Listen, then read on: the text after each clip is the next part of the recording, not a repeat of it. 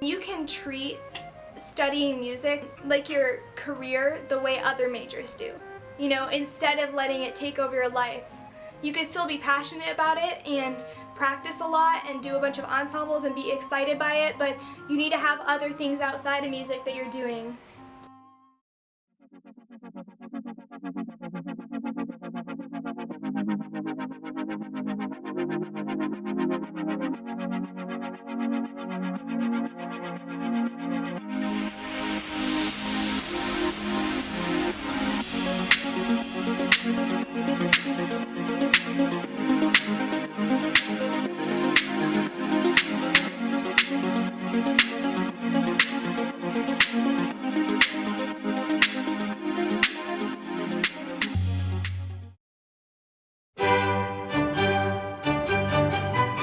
What I do in school is I'm on the rowing team. I'm on the men's rowing team. I'm a coxswain, which is, if you don't know what a coxswain is, I'll link a video below, but it's hard to explain. It's basically like a short person who sits in the boat, and I don't actually row, but I just kind of yell at them and tell them what to do.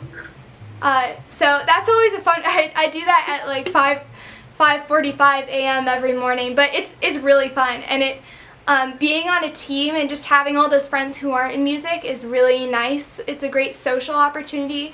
It's a great way to get competitive.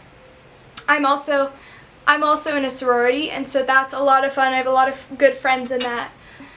It is tough to balance those things sometimes, but I think you can always make time for things you love. So there it is. That's what I was waiting for you to say. If Sophie is the perfect example of somebody that lives by the term, you make time for things that you want to do, and that is that. Sophie knows she's got to get up at 5:30, 5:45 to make it to rowing practice. Sophie knows that after rowing practice, she's got to practice, and she's got to go to class, and then she's got to make time to go to her sorority house. Like I would say, the rest of us in Thornton School, like we see what Sophie does, and we're just like, how does she do it?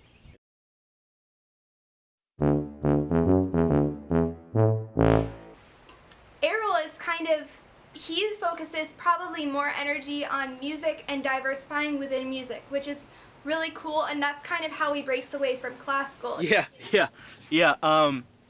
My teacher sends me an audition flyer to go audition for the Disneyland All-American College Band, and I was like, okay, well, I'll go try this out. Go try an audition.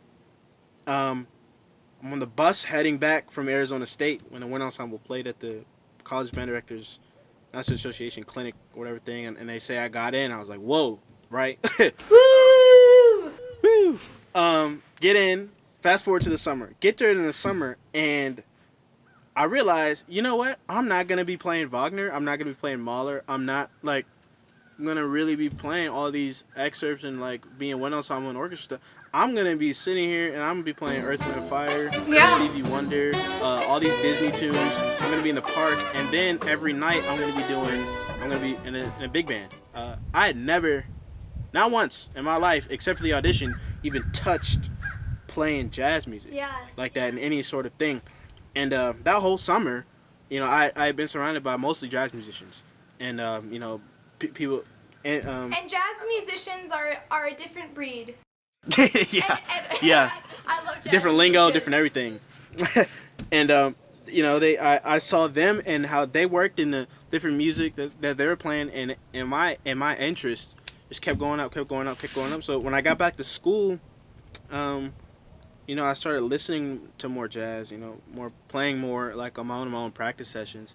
And this kind of intrigued me to want to go more into pop too, because I had been hanging with more of the pop students this last year, and I was in awe of like more of the producing side and creating, original songs and stuff like that, and that was amazing to me. So because of that, I joined one of the non-major pop bands at USC, and I've had so much fun, just playing the bass lines, learning different grooves and different styles in the pop industry, and because of that, like I've gotten more well versed in it, and now I'm gonna minor in pop music studies because I I just love it so much. Yeah.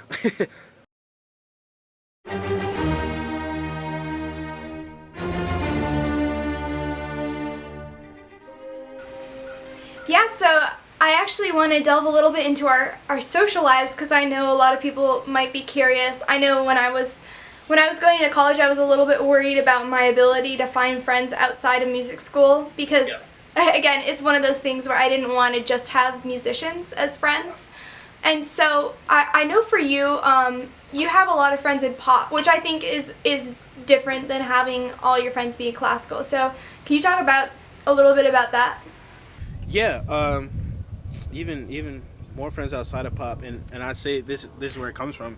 It comes from one being in a marching band, and then just my roommates in general. I mean, I room with an aerospace engineer. Yeah, I said it, Michael. And two other business majors, Andre and Jr. And then obviously being friends with your roommates. None of them are musicians.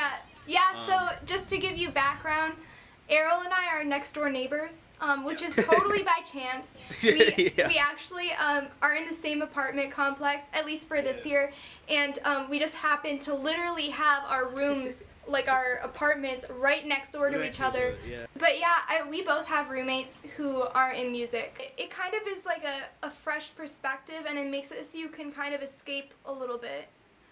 Yeah, that escape part. I remember me and Sophie were talking the other day about how we like the fact that we have to take like general education classes that aren't just like music theory, oral skills, and like last semester I took a class on the Los Angeles River. I had no idea The river? LA had a river. I'm sure you didn't know LA had a river. Honestly, but honestly, Errol, I don't know how they could make an entire semester-long class about the river.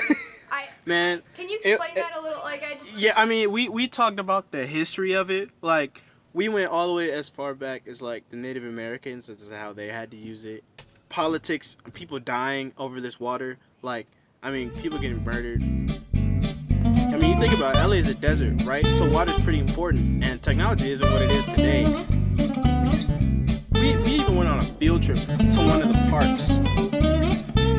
The mayor claims that he has, sort of plans to make the river more inviting. The river, it's not like. It's not like. It's Errol, ridiculous. you're really It's going surrounded deep by into concrete. this river. No pun intended.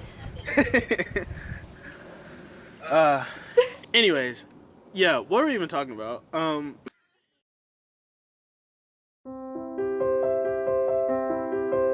I think that real life inspires music, and that's why I think that taking these other classes or doing other things can really help you be a better musician in some ways. You're gonna find a lot of things that really inspire you and make you want to go back to your, violin or horn or tuba or anything and pick it up and just bang out some good sounding notes. So, yeah. Agreed.